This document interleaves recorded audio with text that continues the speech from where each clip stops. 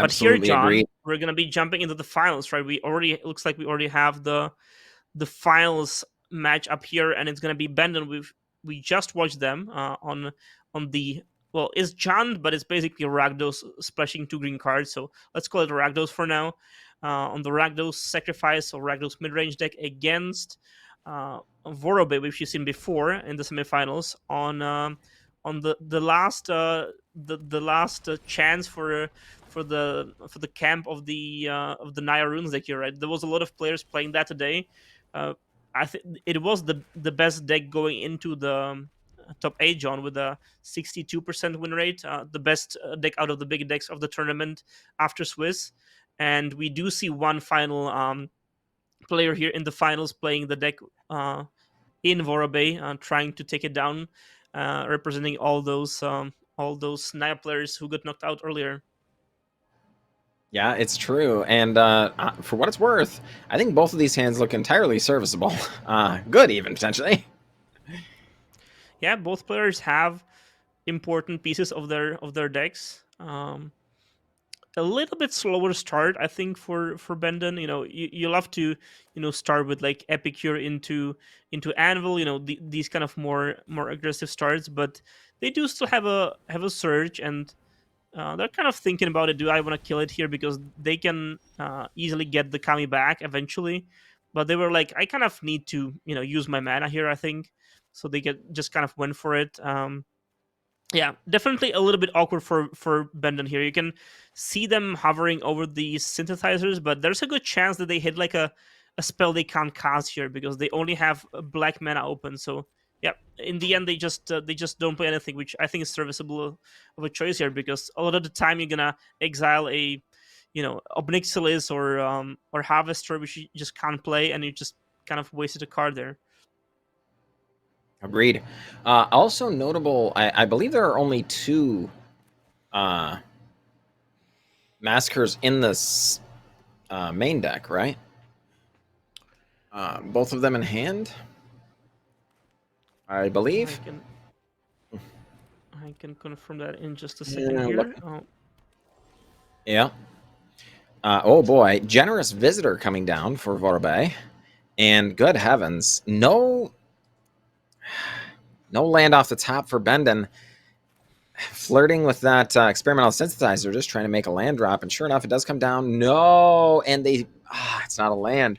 They send away an Mhm. experimental synthesizer, and boy, oh boy, you Yep. cannot give this runes deck too many turns. And sure enough, Showdown of the Scald is going to come down. There was a case to be made, I think, for hoping you get lucky and just generous visitor, get down a rune of speed, draw some cards or something. But this, I feel like, is the better line, in my opinion, by just get down the Showdown of the Scalds, plan to kill him next turn. And that's kind of Vorobe's plan, I think, is literally just trying to line up lethal. Yeah. I mean, you're seeing Bendon kind of struggle a little bit in the early turns, and yeah, I think it's smart from Vorby to try to put the pedal to the metal here and try to really get them down with. I mean, uh, it looks like they're gonna be able to play at least 3 cards out of the 4 they get exiled, so they're gonna get their full value on. And in the meanwhile, keep pressuring Bendon here, who indeed does have the only 2 massacres already in their hand, but looks like they're just not going to be able to deploy them. Like they would have had to play this turn for 3, which would be impossible. And then next turn, I think the creatures are going to be just too big, John, to kill with a mid hook. So this mid hook kind of the train has left the station, and and it's going to be too late for these mid hooks to really show their true potential here. I absolutely agree. Case we made for maybe Oni Cult Anvil to sacrifice an experimental synthesizer, but then if you at this point, if Benda misses another land drop, they're certainly dead. Honestly, knowing Yeah, what we know, I'd be surprised if they can survive this turn cycle anyway. And yeah, yeah, actually, Benda just, you know what? I'm going to conserve my mental energies, and yeah. we're going to scoop this one up, move on. And That is folks, reasonable. it really is. Like the chances of bringing home a victory there are like Slim. not just slim. It's almost non-existent, right? Right, Um, yeah. and they know their deck is better in games 2 and 3. Maybe since they're already down a game, maybe not favored in the match, but at least better. And since they're already this far behind, then they're staring down a board presence. They know they're not going to be LB. It's a perfectly reasonable thing to just say, you know what? Let's start fresh. Let's not start tilted. Right? This is the Yeah, finals. yeah, Got to yeah, bring yeah, it. exactly. Exactly. That I think that's a great point, John, because like we've mentioned that they've been playing for a long time now, probably over 10 hours. I think if I had to guess estimate at this point, they over 10 hours of playing Magic, basically nonstop. And it's important, like, yeah, after this long tournament you get into the finals and you really want to you really want to win the whole tournament, but then like you started this badly, and if Bendon just keeps on playing, they might just get more frustrated because like they were basically in an unwinnable position at that point. They kind of realized that, so they're like, I'm just gonna preserve my sanity, just preserve my mental stamina, and I'm just gonna move on because I know this game is like probably very much under 1% for me to win, and I just want to clean my head and just start game two with a clean slate, and hopefully we can do better, and just let's just not let's just not fret about this game which is already kind of in the books. Yep, exactly. And, definitely. Oh, looks like we are underway. Vorbe gets to start on a garden. And then Bendon is going with a couple of lands and a Blood Tithe Harvester, passing it right back over to Vorbe, who likely going to try and deploy a Jukai Naturalist, though I think there's a case you made for maybe Strangle another garden. Um, Mm-hmm. For but sure. I'm confident Varbe will make the right decision. But I do want to, expound on your point just a little bit there, because Mm-hmm. I think as Magic players, we want to look at, well, what's the best line? You want to make the right decision. And that's a good thing to do, right? Analyzing your plays, trying to make that right decision. But you also ought not to lose sight of the fact that you are a real human being. And tilt is arguably one of the biggest killers of people in the top eight. You've Yep. worked this hard to get here. You've put it all on the line. You've been playing your heart out. You've been getting a little lucky. You've gotten a little unlucky and overcome it and all this stuff. And now suddenly you're tilted because maybe you're getting stuck on lands or whatever the heck in the top eight. If you can avoid that, by conceding maybe a little early and just clearing your head, that's worth it like a very large percent of the time, right?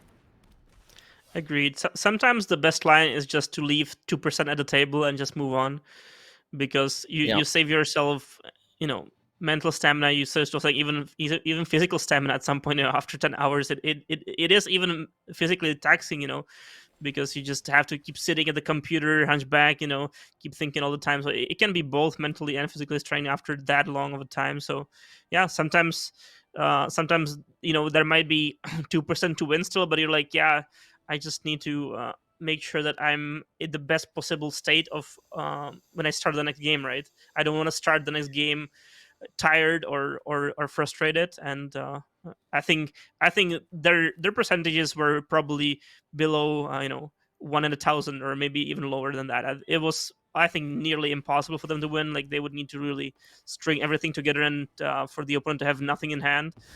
So I think that was very far from being a premature concession. I think that was timely, and I think also speaks to Bendon that they might have been in this situation before. They might already know from past experience. So I it's important to preserve my sanity in these tournaments, rather than try to play for the 1%er, because Agreed. I might be just bleeding more edge in the second game if I go in tilted or unhappy, or whatever, tired. So, and even the clock might be a consideration. We don't see the clocks right now, John, but that also might be another consideration for Beden as well. Like if they know that they're gonna be playing long grindy games, they might want to preserve their clock as well. That might be another point to consider as well. Yep, absolutely agree. And so, folks, the early turns of this game, largely just a little bit of a resource trade going back and forth here. Hmm. The champion comes down, grabs a rune. The Ray of Enfeeblement does what Ray of Enfeeblements do, which is destroy champions. Um, Jukai Naturalist is now down here to make the enchantments cheaper. Of course, bringing in the borrowed time, very, very nice here to get rid of that anvil. But both players, 4 cards apiece. One player's got the Voldaren Epicure and a dude, just a 1/1 construct, and then the other player has a Jukai Naturalist. That's got to favor the Runes player, though, right? Because the Jukai Naturalist is essentially a combo piece, right? Whereas Benden's synergy pieces are largely absent. I mean, the Fable of the Mirror Breaker coming Yeah, down here is definitely good, but uh, would you be yeah. comfortable sitting in Benden's seat? No, not really. I mean, I kind of feel a little bit here for Bendon because they have played really well the whole tournament, at least for what we've seen on coverage, and it just feels like this finals, the cards were just not are not really going their way very much. They're trying their best, but it's really with these limited resources here, it's really hard to mount a good defense here. Now you see opponents slamming a showdown. They're gonna be up 4 cards. These runes are gonna make them up another card eventually as well. And you have this verdict, which is a great card, but it's gonna get rid of your whole board. It's also gonna get rid of the underdog in your own graveyard, which is something you wanted to maybe leverage going deeper in the game. So yeah, this kind of gives me a flashback into the games we've seen with Mono White. Was like, what can we even do at this point to get back into the game? Because it's starting to feel really hard for Bendon because they see one rune in hand, they see 3 cards face up here for Vorabidi. They have a Kami, a champion, and an angel. The good thing for Bendon here, the silver lining is that Vorabidi won't be able to deploy like an angel plus a champion. Right now, they can't even deploy angel plus Kami because they only have 5 lands, so they won't be able to deploy everything next turn. So that's a small silver lining for Bendon. I think here I probably would even just play the underdog there. I think, and just I try don't know. to wait until what comes down from the exile and next turn verdict. Yeah, yeah. They. I think they realized the same thing, but kind of post combat, which wasn't the best for them. But it's probably not a huge deal. The 3 damage, it's not that likely to change the whole game there. I don't think that's gonna end up costing them the game. But yeah, they kind of realized, oh, I don't want to verdict this turn. I probably want to wait, but it was already too late to get in with the underdog. So a little bit Yeah, of a feels bad, but yeah, still not too bad. And we see exactly what I said here because they didn't draw a land, so now they only can deploy one of the um, or maybe 2 of the cards from the exile. They can go for Kami plus Runeforge and just kind of hope to have a big turn next turn. Or I guess no, they're gonna have the combo here up, right? So they're gonna actually gonna be able to go off here pretty nastily because they can even play the Kami and then have at least they're gonna have 4 guaranteed runes for free. So yeah, yeah. And that's gonna be huge. I do want to quickly point out, I want to give Bendon some big credit there. It is it's a very important skill to be able to recognize when you've screwed up, right? Right. And not double down on it, right? Yeah. Bendon recognized I made a mistake. I was supposed to tenacious underdog. The correct play is say, okay, I'm still going to pay 2 life to draw a card. I was supposed to pay 2 life, draw a card, and get in 3 damage, and I didn't do it. But it would have been very easy, especially Bendon knows we're watching. It would have been very easy for Bendon to be like, oh no, I was playing around some other card to try and save face. You win Right. fewer games of Magic when you allow your pride to get in the way. Bendon made the right play, owned up to his mistake, and said, I'm going to do my best going forward, and made the correct play anyway. And that's hugely disciplined. Huge props to Bendon for owning up to it and making the right play anyway. Because I agree, that was the right play to make. Pay the 2 life, Yeah. draw the card, even through the mistake. And now, there was a whole bunch of play-by-playing we could have done here, but I think I'm going to go ahead and sum it up by saying Runes is doing Runes stuff. Just all kinds of Yeah. these stinking runes coming out, putting counters everywhere with Showdown of the Scalds, Kami of Transcendence growing on its own, Trample coming through from the green rune, haste coming through from the red rune, lifelink coming through Oh, for with the white rune, and going to be crashing in for 16 trample lifelink damage. Um, John, I was just I was just rooting for Ben. I was like, oh, they can actually survive here, and then they're gonna be able to verdict and clear the whole board. But then I saw the last card that Vorobi just drew, and it's another showdown of the Skulls. So even if they clear the whole board, they kind of getting good. They're just gonna be so sad when they see the second showdown come here next turn, and I mean, that's likely to just refill Vorobi right back up. So that's gonna be a really tough moment for Brendan, I think, when they're gonna see that showdown come down. So yeah, they did all the right things. I love your point about not doubling down on their mistake. I think that was great from Brendan to recognize. Oh well, I've already done this mistake, but it's kind of the sunken cost fallacy, right?